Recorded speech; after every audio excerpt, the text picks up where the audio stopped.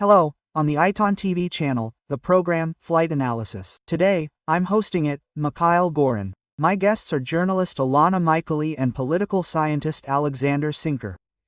Greetings. Hello, good afternoon.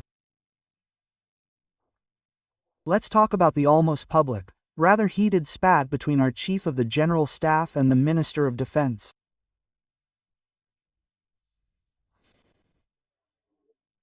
This was preceded by another, more important event, which I would also like you to comment on. The Chief of the General Staff, based on several investigations conducted in the Army after October 7, 2023, made a decision, personal ones, and drew conclusions regarding many high-ranking military officers, generals, and colonels. Some were reprimanded, some were dismissed, and some were dismissed from reserve service. The reaction to this in the country was mixed.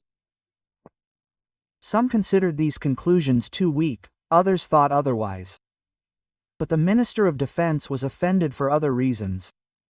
He felt that this issue hadn't been discussed with him, and that he should have been the one making the decision, because he's a politician and so on and so forth. And all of this sparked a public clash between these people. Please tell me, what are we dealing with here?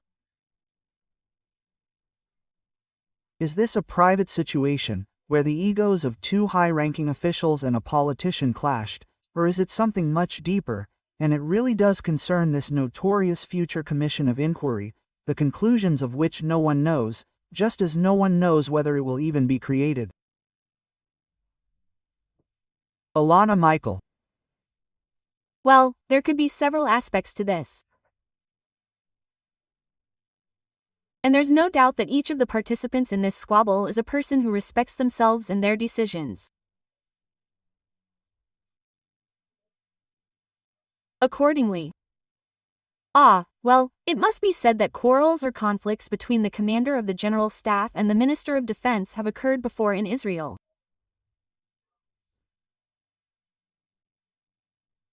Well, the most famous of them, perhaps, was the conflict at the time, the conflict between Moshe Dayan, who was the Minister of Defense, and Dado, who was the Chief of the General Staff, whom the Grenade Commission ultimately accused of all mortal sins. And Dayan got away with it, despite the fact that today we understand that he should have been held accountable for all these shortcomings. No. You mean the Yom Kippur War? Sorry, yes, I didn't say the Yom Kippur War. There were other stories, perhaps less noticeable. This was the most noticeable. And it seems to me that perhaps those who chose the new Chief of the General Staff for peace for this position may have miscalculated a little.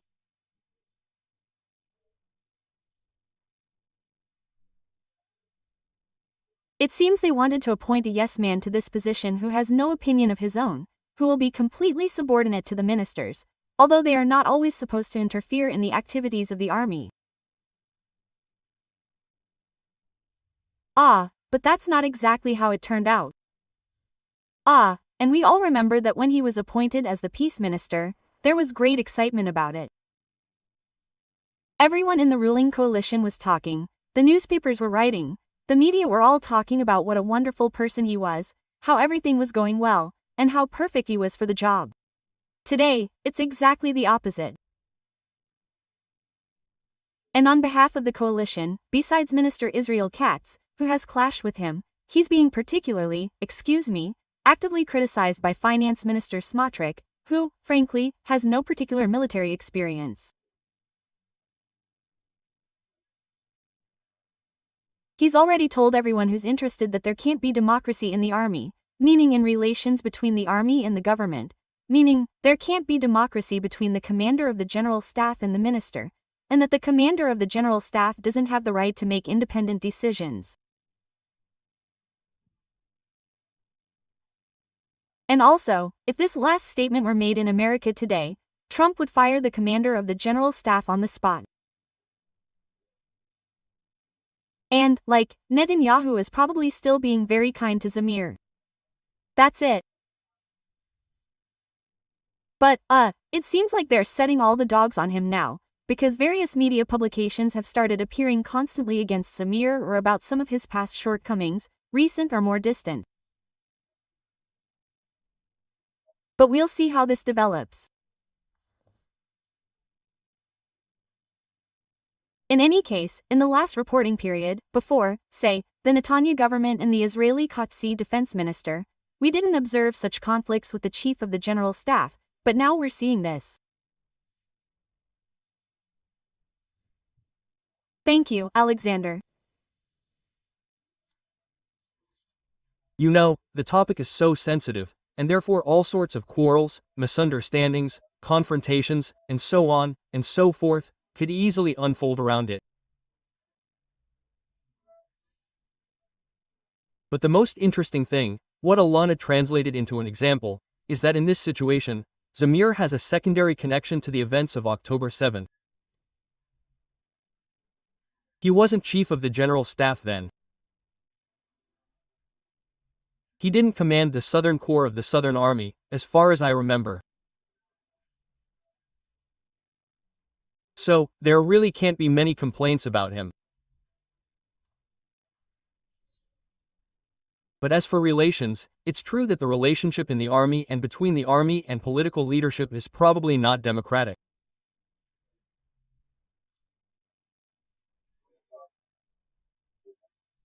There's a clear structure in the army, a vertical chain of command, which used to drive me crazy when I was in training, when you couldn't say anything to your commander, when no one listened to you, you had to follow orders.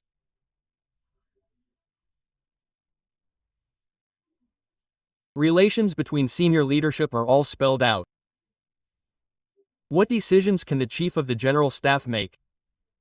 What decisions can the minister of defense make? It's entirely possible that, up to a certain level, the chief of the general staff independently makes appointments up to a certain level, and he doesn't necessarily need the minister of defense's approval. He should be dealing with more global issues. Therefore, if Kaz believes that the chief of the general staff should go to him for approval for any appointment of an officer, he's wrong.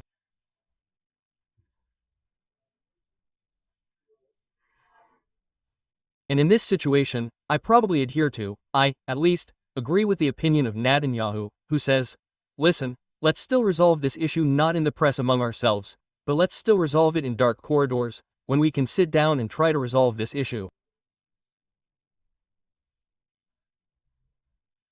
Unfortunately, it hasn't worked out yet, because they refuse to sit down, among six eyes, as they say, among three and resolve this issue.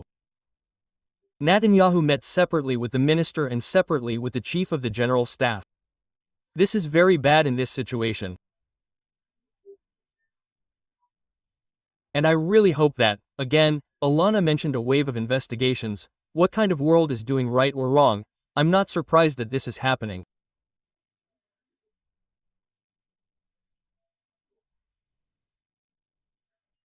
We have a lot of, how can I call them more decently, people who see that if they give, as they say, permission to attack, to shout, to persecute, they do it with pleasure, because this is what they live for.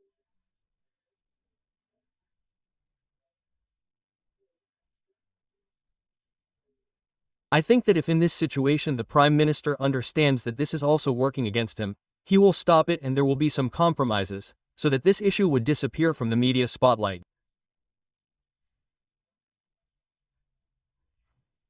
There's another, much more significant point, in my opinion. The Chief of the General Staff, having drawn personal conclusions regarding high-ranking officers, essentially showed that the army had already drawn its own conclusions. The army, albeit controversially, punished those responsible for the failures of October 7.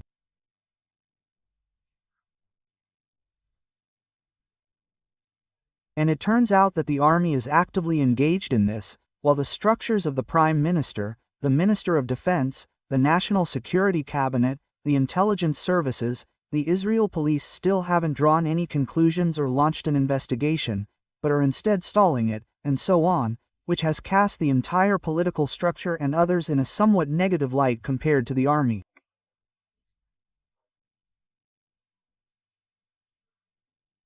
Perhaps this is the reason, Ilana. Well, as for the Turner Intelligence Services, the head of the Shabak did take some responsibility at one time. But this isn't an investigation into their work. No, this isn't an investigation, of course. No, only the army actually conducted the investigation. And perhaps this is also very irritating to some government officials, because this like, immunocore. Look, we're investigating, we're drawing conclusions. Meanwhile, you're doing everything you can to slow down the creation of a state commission that will investigate the causes that led to the terrible events of October 7th. Well, we all know that right now, apparently to somehow respond to public discontent, a commission has been created that is supposed to draw up recommendations for the creation of the commission. Yes, and this commission will be a government one, of course. And our fellow citizens have no confidence that it will be objective enough in its conclusions. And it's clear why. Because it will be on behalf of and at the direction of. That's it. What can you say here? Nothing of the sort can be said.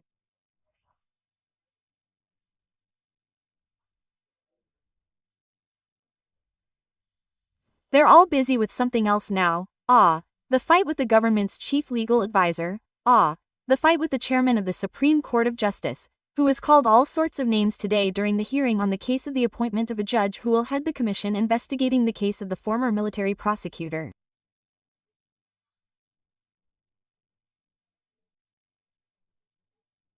Yes, so, we're constantly having these kinds of things going on. Some events that for some reason distract our government from truly important things. And this investigative commission is, of course, a highly important commission, but it's clear they won't get around to it. Thank you, Alexander. So what's the matter with this notorious commission?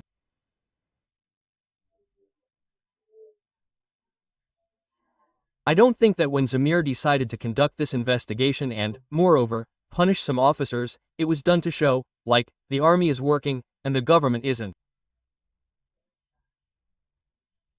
So, as they say, a crush, yes. I think he did what a leader needed to do.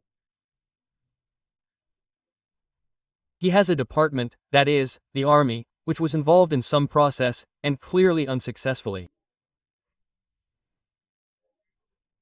And he decided to expose this, like when a manager goes to a company that is going bankrupt or has no profit, and so on, right? And so the crisis manager comes in and starts fixing things. He moves some people, fires others, so that this mechanism works. What he is doing today for peace is quite possibly very correct.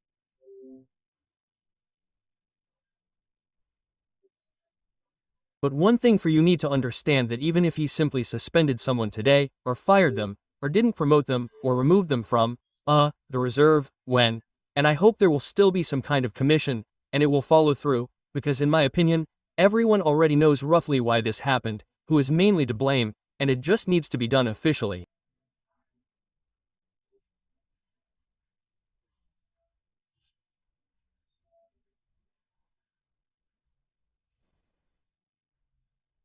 And if it's officially done so that there's a specific list of people who are guilty of certain shortcomings, miscalculations, I hope, non-betrayal, and so on, even those people who are fired now for the sake of peace, they will also have to appear, if any legal laws require it, and stand trial and be punished, if that's what's required.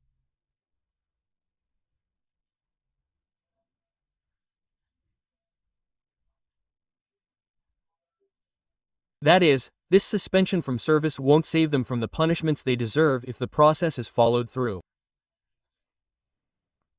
Also, if I may, yes, I just wanted to add a few words in response to Sasha. You see, Sasha, what's the matter? Problem? And if we're talking about the court and the punishments of actual imprisonment, then you understand that very high-ranking politicians could appear before the court. And, well, the State Commission doesn't have the authority, the task of making such decisions, convicting someone, imprisoning them, and so on.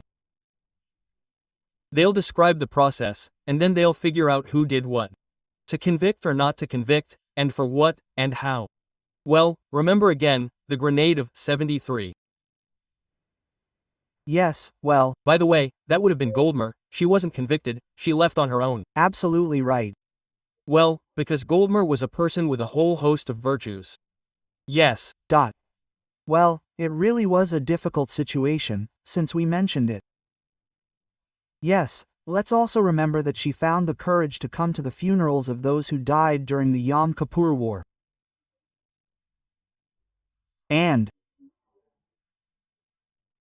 received a heaping helping of contempt for it. What they shouted at her, not everyone can withstand. But nevertheless, no less, years have passed, and she remains in my memory as a somewhat different person. Yes. So, regarding another topic. Hamas is believed to have 2 more bodies of our hostages in its hands. At least, at the time we are recording this program, they are apparently searching for them. We will see how effectively. But the question is different. If these bodies are safely found and returned to their families in Israel so that they can give them a decent burial, then the first stage of Trump's famous deal will be completed. And in connection with this, everyone is timidly asking the question, what's next? In theory, it should have begun, and we should already be ready for the second stage, which looks very bright on paper. Disarming Hamas, bringing in international forces there, also armed, and so on, and so on. But Hamas says it has no intention of disarming. And anyway, who thought that we would be the ones to do this? We, meaning Hamas. And there is no one willing to take the international forces' place. Even those who recently said, like Azerbaijan, for example, that yes, they're ready. Today they're saying, no, we're not ready to act in such a situation. So, in your opinion, how will the situation develop in this regard? Ilana, that's a Good question. The thing is, from recent publications, it seems like these international peacekeeping troops, the composition of which is unclear, are expected to arrive in April. In fact, there's still plenty of time before April. A lot can still happen, a lot can change. I don't know what exactly or how, but the point is that we'll have to think somehow, perhaps in the White House, about supporting measures to disarm Hamas, which, as someone rightly said, has no intention of disarming, but we'll have to figure out what to do about it.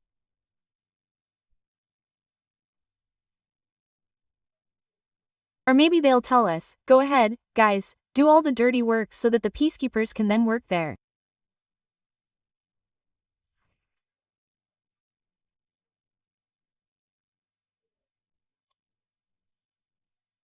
There's also the possibility that, under pressure from countries that are currently allied with the United States, perhaps Saudi Arabia, perhaps Qatar, perhaps Turkey, they'll pressure Hamas and persuade it to at least publicly surrender its weapons, perhaps later transforming it into an organization under a different name, for example, but one that would also hold some honorable or important place for them, these inhuman beings, in managing the future of Gaza.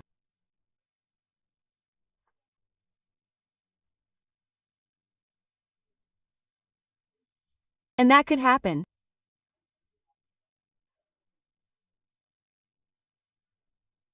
A variety of scenarios are possible, but it's absolutely clear that among the countries that once expressed their willingness to participate in these peacekeeping forces, there are no presidents or prime ministers who would be willing to send their soldiers to certain death because they're all thinking about the future of their political careers.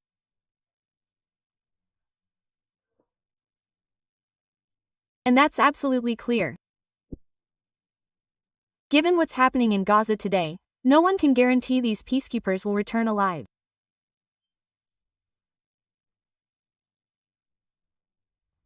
So something has to happen, and some step has to be taken before these peacekeepers can even enter Gaza. Thank you, Alexander. You're welcome. There's one country that's ready to send its army into the Gaza Strip. That's Turkey. It's true, it's unclear whose side it will be on, so Israel is unequivocally opposed. That's a red line, so to speak. And I think Israel will be able to defend it, despite the fact that the Americans, seeing that no one is agreeing, will quite possibly say something or put pressure on Israel. Well, you have to admit, at least on the Turkish army, but I hope that won't happen. Hamas really has no intention of disarming. There's talk now about dividing Hamas in half. Well, roughly, in half. Saying that some are turning into a political movement, that they're not militants at all, they're politicians, they'll create, you see, their own party, which will, therefore, deal with purely civilian affairs. Sorry, Sasha, it will probably be called the Peace Party and the dove is so sticky. Well, dove, yes. Knowing this, there are many options, many. That's on the one hand. On the other hand, as far as is clear today, that territory that is under Israeli control, yes, and the clearing of the territory is beginning there. And this idea of building a new gas, that is, the construction of some kind of settlements, neighborhoods for 20-30,000 residents, it will proceed as usual. I don't know how safe it will be to live there, but it doesn't matter. Israel will be allowed to periodically conduct cleanup operations outside its zone, not on the border of its zone, because there will always be a reason to respond to something. More weapons depots, maybe missiles, and so on, and so on. And I think these negotiations will be long, but I also don't see any sense of any kind of international troops. And it's entirely possible that Israel will ultimately have to turn to its army to continue clearing the remaining territory, meaning starting all over again.